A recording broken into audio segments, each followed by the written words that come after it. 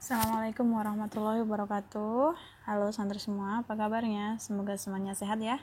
Karena kita kembali online, jadi silahkan buat kelas 12 kalau mau nambah ilmu lagi tentang gambar perspektif 2 titik lenyap, silahkan dicek lagi materi yang udah upload tautkan di e-learning, silahkan dibuka, kalian pelajari lagi ya. Sekarang sudah selesai PTS-nya, jadi kita akan masuk ke materi yang baru, yaitu materi tentang seni rupa modern.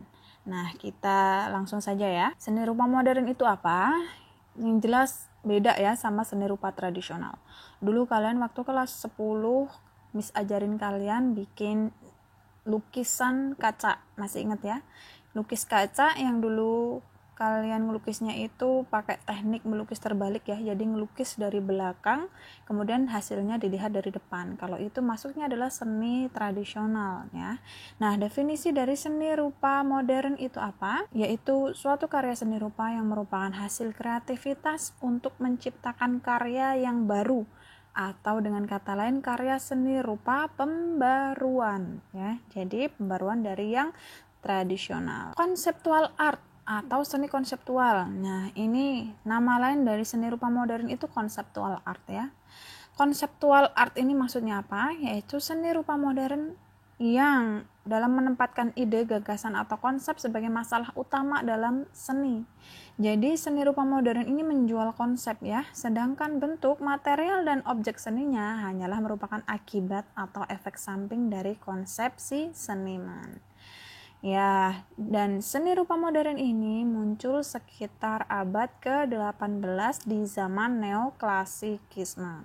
Jadi ceritanya dulu, para seniman ini ya bosan ya dengan kebakuan aturan-aturan dalam membuat karya seni rupa tradisional ya. Kemudian mereka menggebrak karena mereka bosan dengan aturan-aturan, kemudian mereka membuat sebuah era baru yang namanya seni rupa modern.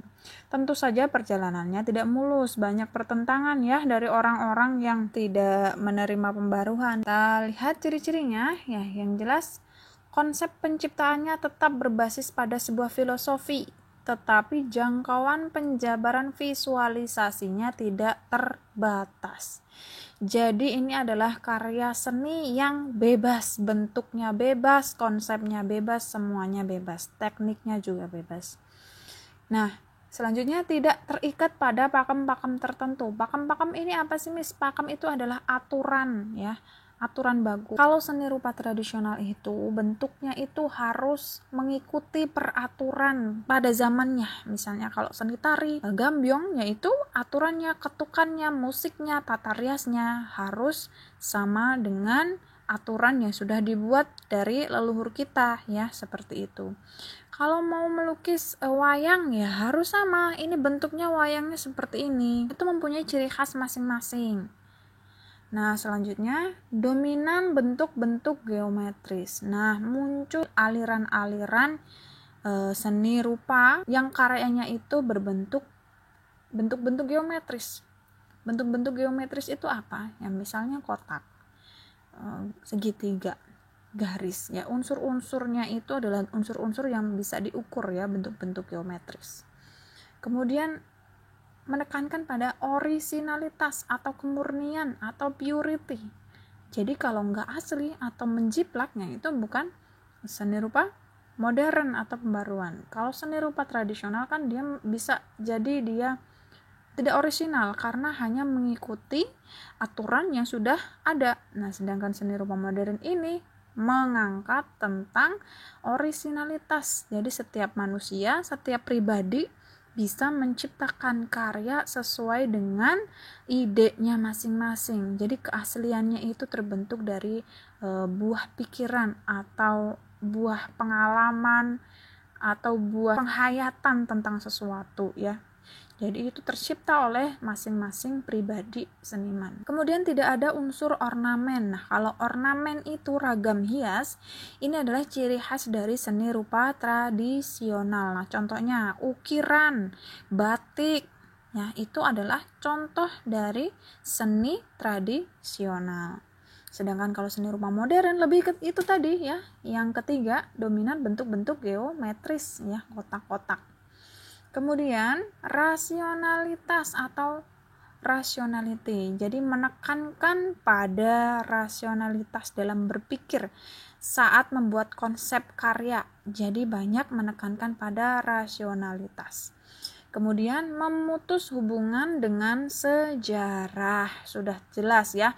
Ini menggebrak seni tradisional. Sudah pasti dia memutus hubungan dengan sejarah seni tradisi para leluhur, ibaratnya seperti itu. Kemudian fungsionalitas diprioritaskan. Nah, seni rupa modern ini fungsionalitasnya diprioritaskan, itu maksudnya apa? Jadi karya seninya bisa jadi sebagai benda yang bisa dipakai, atau kita sebutnya adalah seni terapan. Jadi banyak berkembang seni-seni terapan yang indah ya, atau yang memiliki unsur seni modernitas yang tinggi. Selanjutnya penguatan dalam konsep. Nah, kembali lagi, seni rupa modern itu jualnya itu jual konsep. Jadi konsepnya itu harus jelas dan kuat, maka akan membuat orang itu tertarik untuk memiliki atau membeli atau mengoleksi karya seninya. Dan kalau sudah dikoleksi oleh orang lain, tentu saja itu menjadi kebanggaan tersendiri oleh si seniman. Kemudian menekankan pada kreativitas, sudah tentu ya, karena seni rupa tradisional itu hanya mengikuti peraturan ya, mengikuti aturan baku. Kalau membuat ornamen gaya Jepara, ukirannya itu sudah ada patennya seperti ini. Maka kalau seni rupa modern lebih menekankan pada kreativitas, jadi bebas ya.